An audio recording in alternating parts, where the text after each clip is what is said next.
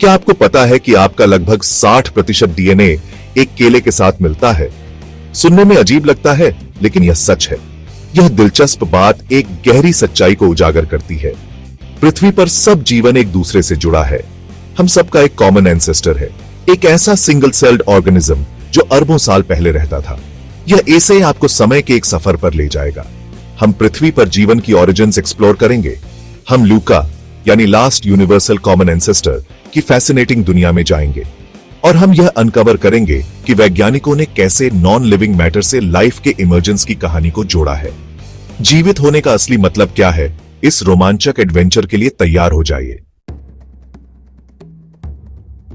एक ऐसे समय की कल्पना कीजिए जब पृथ्वी एक बहुत अलग जगह थी। ज्वालामुखी फटते थे, पिघला हुआ लावा और गैसें उगलते थे। महासागर गर्म और एसिडिक थे। यही वह कठोर एनवायरनमेंट था जहां अरबों साल पहले पहली बार जीवन का उदय हुआ था। वैज्ञानिकों का मानना है कि आज सभी जीवित चीजें, बैक्टीरिया से लेकर हाथियों तक, मनुष्यों तक, अपने लिनिएज को एक ही एंसेस्टर तक ट्रेस कर सकते हैं, लूका। लूका पृथ्वी पर पहला लाइफ फॉर्म नहीं था, लेकिन यह सबसे पुराना है जिसे हम सभी एक कॉमन रिलेटिव के रूप में शेयर करते हैं।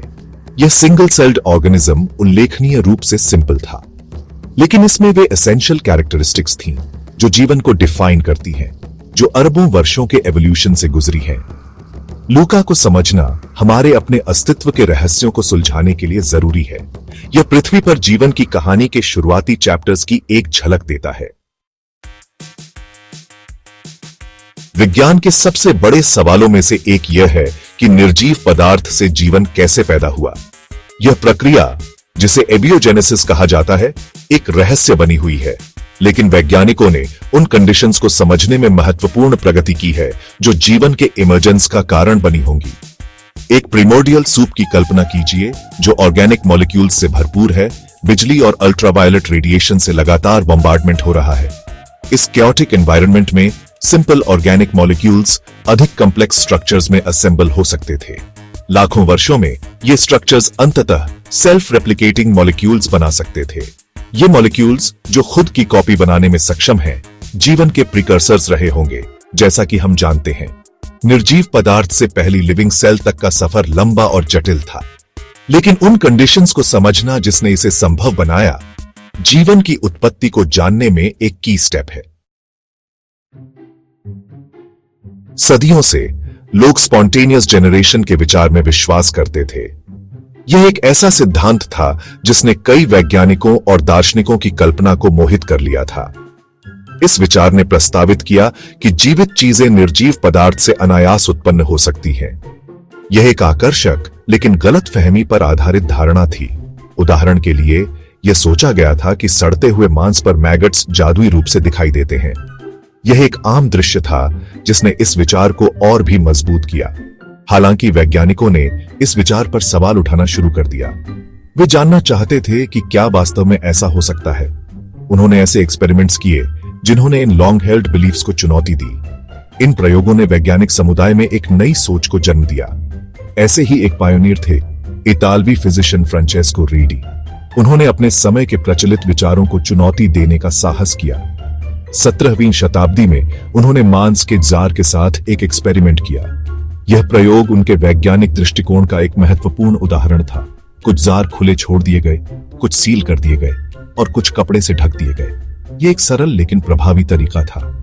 मैगट्स केवल खुले जार में दिखाई दिए, जिससे यह साबित हुआ कि वे मांस से नहीं बल्कि मक्खियों द्वारा अंडे देने से आए थे। यह एक महत्वपूर्ण खोज थी।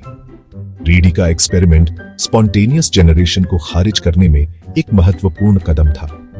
इसने वैज्ञानिक पद्धति की शक्ति को भी प्रदर्शित किया। इसने जीवन की उत्पत्ति की अधिक वैज्ञानिक समझ का मार्ग प्रशस्त किया। यह एक नई वैज्ञानिक युग की शुरुआत थी। सेक्शन 5, रसायन विज्ञान में लवोजियर का क्रांति। 18वीं शताब्दी में एक फ्रांसीसी केमिस्ट अंटवान लवोजियर ने तत्वों की हमारी समझ में क्रांति ला दी। उन्होंने ऑक्सीजन और हाइड्रोजन की पहचान की और उनका नामकरण किया। उन्होंने द्रव्यमान संरक्षण के नियम का प्रदर्शन किया। इस नियम में कहा गया है कि पदार्थ को न तो बनाया जा सकता है और न ही नष्ट किया जा सकता है, केवल रूपांतरित किया जा सकता है। लवोजियर की डिस्कवरीज का जीवन के अध्ययन पर गहरा प्रभाव पड़ा। उन्होंने दिखाया कि जीवित चीजें उन्हीं तत्वों से बनी हैं जिनसे निर्जीव चीजें बनी हैं। इसने इस विचार को चुनौती दी कि जीवित चीजों में एक विशेष वाइटल फोर्स होती है। लवोजियर के काम ने जीवित जीवों के भीतर होने वाली केमिकल प्रोसेसेस को समझने की नींव रखी। इसने बायोकेमिस्ट्री के क्षेत्र का मार्ग प्रशस्त किया। सेक्शन 6, बिजली और जीवन, गैल्वानी और वोल्टा की खोजें। 18वीं शताब्दी के अंत में एक इतालवी फिजिशियन लुइजी गैल्वानी ने एक चौंका देने वाला ऑब्जर्वेशन किया। वह एक मेंढक का डिसेक्शन कर रहा था, तभी एक स्कैल्पल एक नर्व को छू गया, जिससे मेंढक का पैर फड़कने लगा। गैल्वानी का मानना था कि उन्होंने एनिमल इलेक्ट्रिसिटी की खोज की है, जो जीवित प्राणियों में निहित एक विशेष प्रकार की बिजली है। एक अन्य इतालवी वैज्ञानिक अलेसांड्रो वोल्टा ने इस विचार को चुनौती दी। उन्होंने दिखाया कि बिजली मेंढक से नहीं, बल्कि दो अलग अलग धातुओं के कांटेक्ट से थी। इसके कारण उन्होंने वोल्टिक पायल का आविष्कार किया, जो एक प्रारंभिक बैटरी थी। हालांकि एनिमल इलेक्ट्रिसिटी के बारे में गैल्वानी का विचार गलत साबित हुआ, लेकिन उनके एक्सपेरिमेंट्स ने बिजली और जीवित जीवों के बीच संबंधों की आगे की जांच को बढ़ावा दिया। सेक्शन 7, वोहलर की सफलता, प्रयोगशाला में जीवन का संश्लेषण। सदियों से यह माना जाता था कि ऑर्गेनिक कंपाउंड्स, जो जीवन के निर्माण खंड हैं, केवल जीवित जीवों द्वारा ही उत्पन्न किए जा सकते हैं। हालांकि 1828 में एक जर्मन केमिस्ट फ्रीडरिक वोहलर ने एक ग्राउंड ब्रेकिंग डिस्कवरी की। उन्होंने प्रयोगशाला में इनऑर्गेनिक पदार्थों से यूराइन में पाए जाने वाले एक ऑर्गेनिक कंपाउंड यूरिया का सफलतापूर्वक संश्लेषण किया। वोहलर के एक्सपेरिमेंट ने जीवित और निर्जीव दुनिया के बीच की बैरियर को चकनाचूर कर दिया। इसने दिखाया कि वाइटल फोर्स की आवश्यकता के बिना साधारण केमिकल रिएक्शंस के माध्यम से ऑर्गेनिक कंपाउंड्स बनाए जा सकते हैं। इस डिस्कवरी ने ऑर्गेनिक केमिस्ट्री के क्षेत्र में क्रांति ला दी और जीवन की उत्पत्ति को समझने के लिए इसके महत्वपूर्ण निष्कर्ष थे। सेक्शन 8, जीवन को परिभाषित करना, जीवित चीजों का सार। जीवन का गठन क्या है, इसे परिभाषित करना आश्चर्यजनक रूप से चुनौतीपूर्ण है। यह एक ऐसा प्रश्न है जिसने वैज्ञानिकों और दार्शनिकों को सदियों से उलझन में डाला हुआ है। वैज्ञानिक आमतौर पर इस बात से सहमत हैं कि जीवित चीजें कई की कैरेक्टरिस्टिक्स शेयर करती हैं। ये विशेषताएं उन्हें विशिष्ट बनाती हैं और उनके अस्तित्व के लिए आवश्यक हैं। ये कैरेक्टरिस्टिक्स उन्हें निर्जीव पदार्थ से अलग करती हैं। यह अंतर महत्वपूर्ण है क्योंकि यह हमें जीवन की जटिलता और विविधता को समझने में मदद करता है। जटिलता, जीवित चीजें अत्यधिक व्यवस्थित और जटिल होती हैं। उनके पास इंट्रिकेट स्ट्रक्चर्स होते हैं जो उनके कार्यों को सक्षम बनाते हैं। वे जटिल स्ट्रक्चर्स और सिस्टम से बने होते हैं जो एक साथ काम करते हैं। ये सिस्टम्स एक दूसरे पर निर्भर होते हैं और सामूहिक रूप से जीव के जीवन को बनाए रखते हैं। चयापचय, जीवित चीजों को जीवित रहने के लिए ऊर्जा की आवश्यकता होती है। यह ऊर्जा उन्हें अपने कार्यों को पूरा करने और जीवित रहने में मदद करती है। वे मेटाबॉलिक प्रोसेसेस के माध्यम से ऊर्जा प्राप्त करते हैं और उसका उपयोग करते हैं। यह प्रक्रिया उनके जीवन के लिए अनिवार्य है। सीमा जीवित चीजें एक अलग आंतरिक एनवायरनमेंट बनाए रखती हैं जो एक झिल्ली द्वारा बाहरी दुनिया से अलग होती है। यह झिल्ली उन्हें बाहरी खतरों से बचाती है। प्रजनन, जीवित चीजें खुद को दोहराने में सक्षम होती हैं, अपनी जेनेटिक इंफॉर्मेशन अपने ऑफस्प्रिंग को देती है। यह प्रक्रिया जीवन की निरंतरता सुनिश्चित करती है।